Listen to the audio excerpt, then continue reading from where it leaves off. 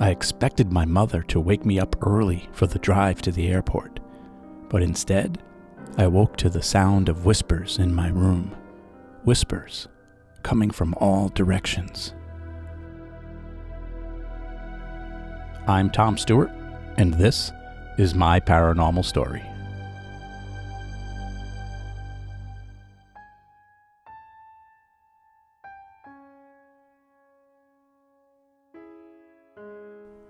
Before I start this episode, I want to send a heartfelt thank you to everyone who emailed and commented about my last episode about the station nightclub fire.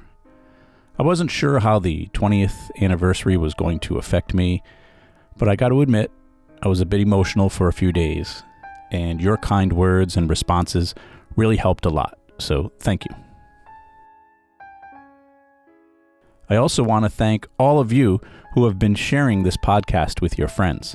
I've been seeing a lot more downloads lately, and since I don't do much advertising or promoting, it has to be because of you.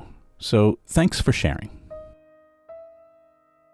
And I also want to thank you for your donations too. Your support is what keeps this show on the air. I especially want to thank Andrew Pierce, Billy Joe Hendricks, and Glenn S. for the donations.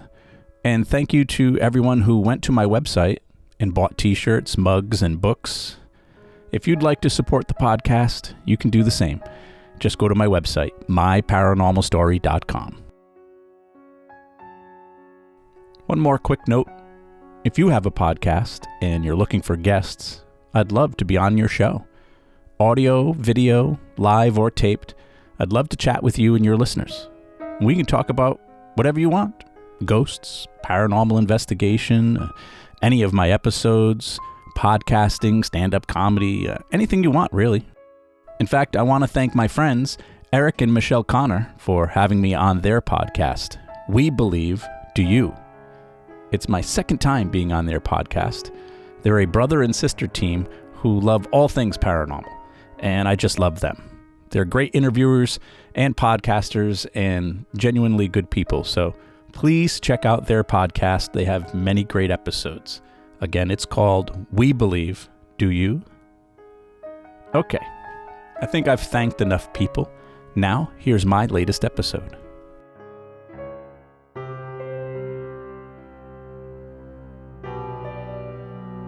Over this past holiday season, I spent some time with my mom. We were talking about family and the past, and she sparked a memory of mine from when I was just a boy. My mom is pretty much all I have left for close family. I have no brothers or sisters. Both sets of grandparents have passed away years ago, and my father, he died some years ago as well. So my mom is pretty much the only one I can talk to about family and my past. While I was visiting, she brought up the time that we took a trip to Florida to visit my grandparents, her mother and father. And I was only like 7 or 8 years old, so most of my memories are a bit foggy, but she kind of helped me refresh them. I remember it was my first time being on a plane, and I wasn't scared at all. I was actually very excited about the whole idea of seeing a new place. Packing that suitcase, walking through the airport, checking in at the gate, finding your seat on the plane. I mean, I loved all of it. And back then, it was a little easier. We didn't have all the same security and checkpoints. I'm pretty sure you could even smoke cigarettes on planes back then. That's how long ago it was. But the trip stands out in my young memories, not just because it was my first time flying, but for other reasons.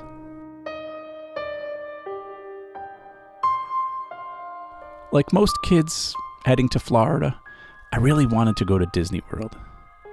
But we really didn't have the money. My mother was recently divorced and now a single parent, and we had just moved from our own house into a small apartment. And I'm pretty sure my grandfather paid for our plane tickets. He was doing pretty good for himself, I think.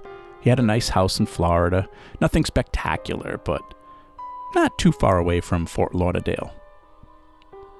He was retired, and like most New Englanders, he and my grandmother moved to Florida to spend their retirement days. At the time, my mother told me we were heading down to visit, take a little vacation. But there was more to it than that.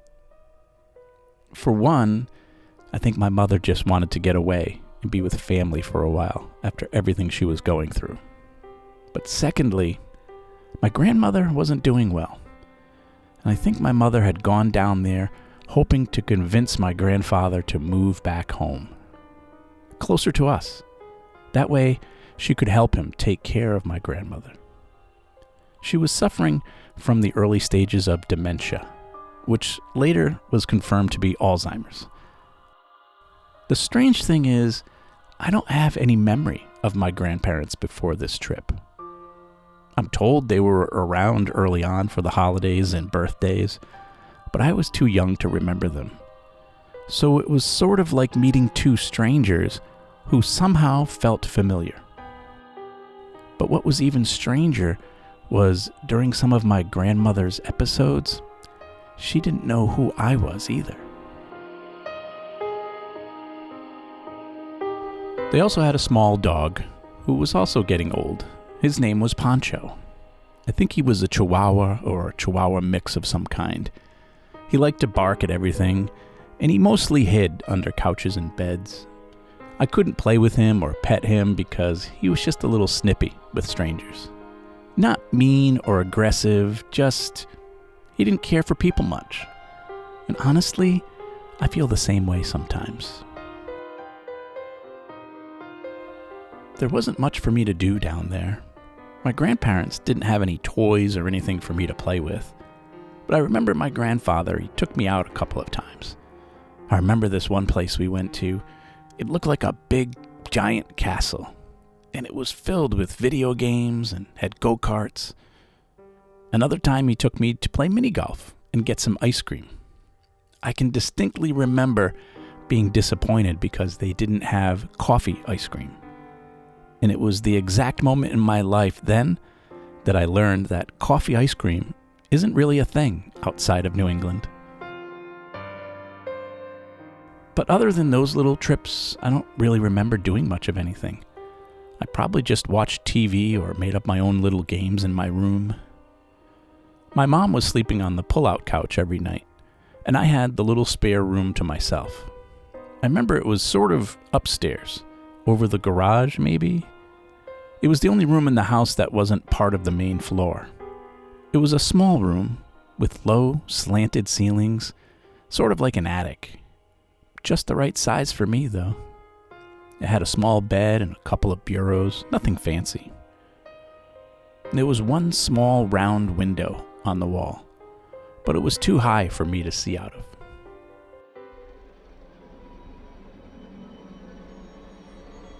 My first night sleeping in the room was kind of strange.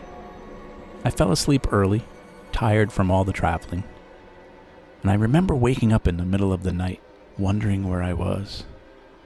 It's the first time I can remember ever sleeping anywhere other than my own bed. And I was kind of afraid to move. There were strange shadows on the wall. But after a few minutes, I realized they were just from the moonlight shining through the lines in the round window. I could hear the TV on in the living room, though, so I slowly climbed out from under the covers to go see my mother. That's when I heard a growl coming from under the bed. I jumped onto the floor in my bare feet and ran down the stairs into the living room. The whole room was dark except for the light coming from the television.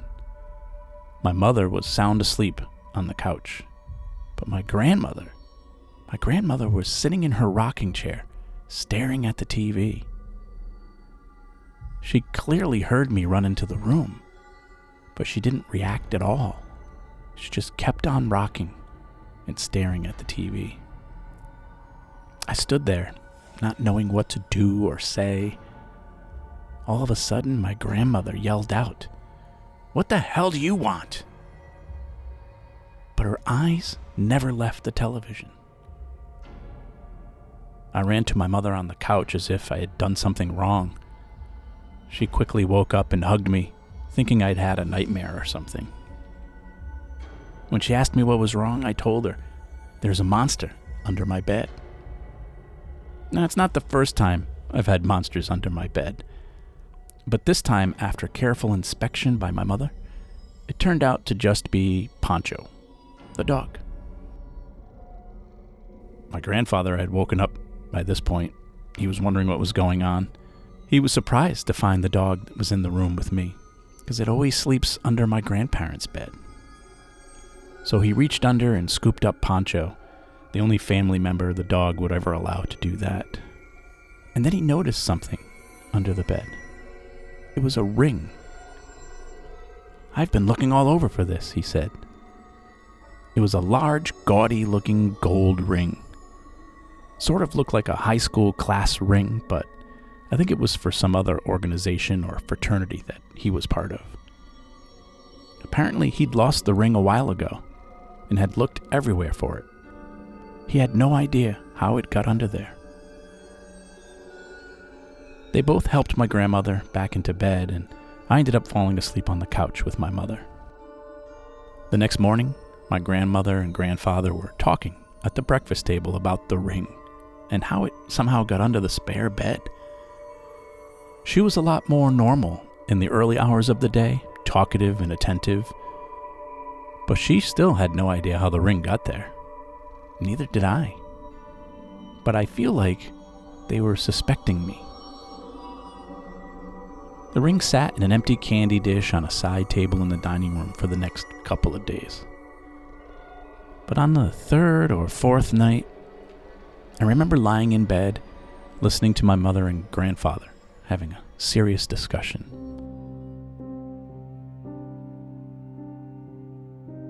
It sounded like they were arguing at times, but my family has always had a way of talking sternly without meaning to sound combative.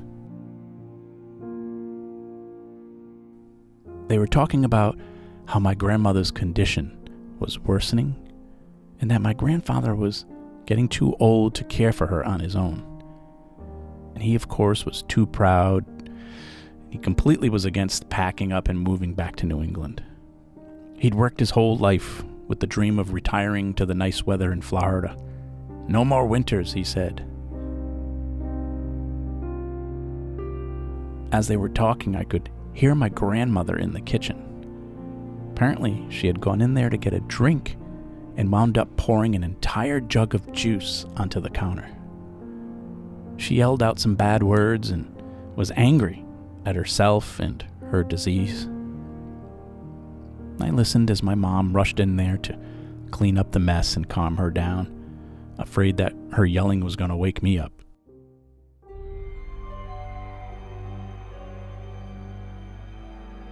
Eventually, everyone went to bed, and I fell asleep. An hour or two later, I woke up to the sound of someone screaming in my bedroom. "I told you, I didn't want you in here." I opened my eyes, and it was my grandmother. She was standing in my room in her pajamas, shouting, but not at me, but at the wall in the corner of the room. I yelled for my mother, who was already on her way up the stairs.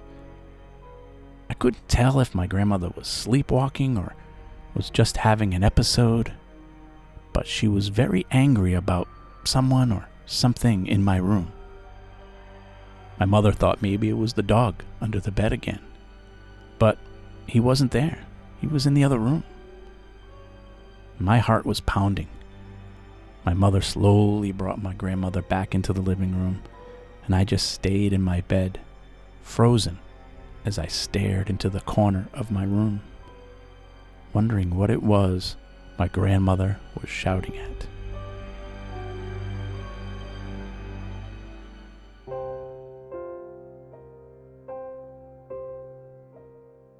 The next morning, at the breakfast table, I was quietly eating my cereal with my mom and my grandmother, who seemed as if she remembered nothing from the night before.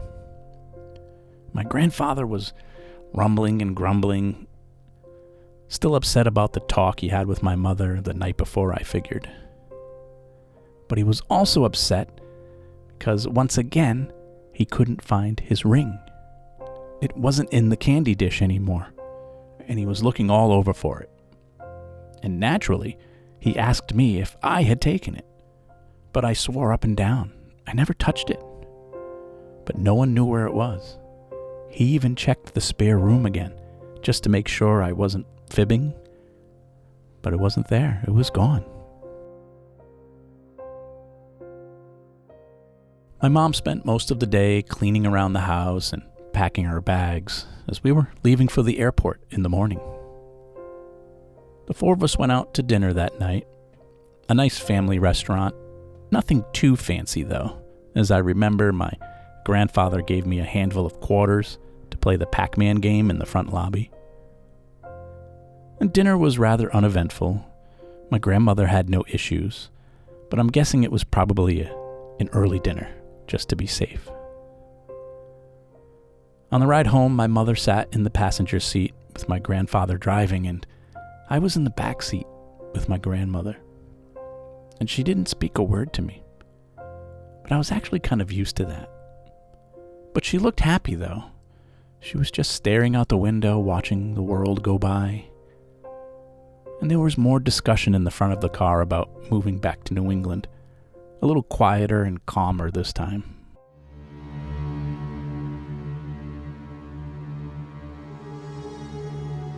That night, I went to bed for the final time in the spare room at my grandparents' house. I was actually anxious to get home to my toys and my Atari 2600. I said goodnight to everyone, including Pancho, who had warmed up to me a little and nicely sniffed my hand as I put it out. Everyone was in the living room watching TV as I fell asleep. And then eventually everybody had gone to bed. I expected my mother to wake me up early for our drive to the airport, but instead, I was awoken by something else. There was someone in my room whispering. I couldn't make out what they were saying. So I sat up, expecting it to be my grandmother again. But it wasn't. There was no one there. No one I could see. But the whispers were getting louder and sounded like they were coming from all around the room. I wanted to run downstairs to the living room to my mother, but I was afraid to move. Then suddenly, the whispers stopped. The room got very quiet. Until I heard a loud thud on the floor. I leapt out of bed and ran into the living room and crawled into the sleeper sofa with my mother. I told her I heard a strange sound, so she told me to just sleep with her.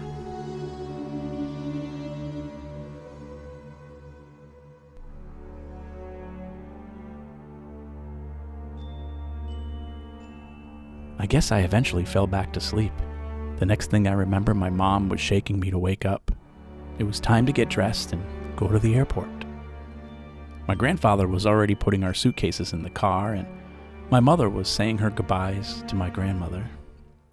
I got dressed and said my goodbyes as well. Before leaving, though, my grandfather asked me one more time if I had seen his ring anywhere, and I told him, I think I heard someone drop it in the spare room last night. So he went in and checked under the bed, and there it was, just laying there.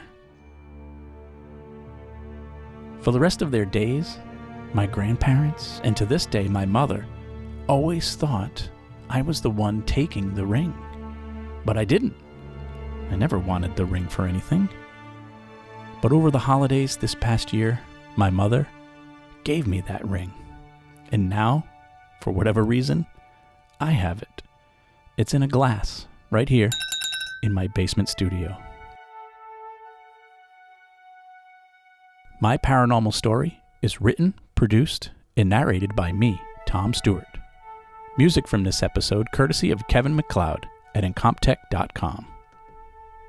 If you enjoy my stories and would like to support the podcast, you can visit my website at myparanormalstory.com.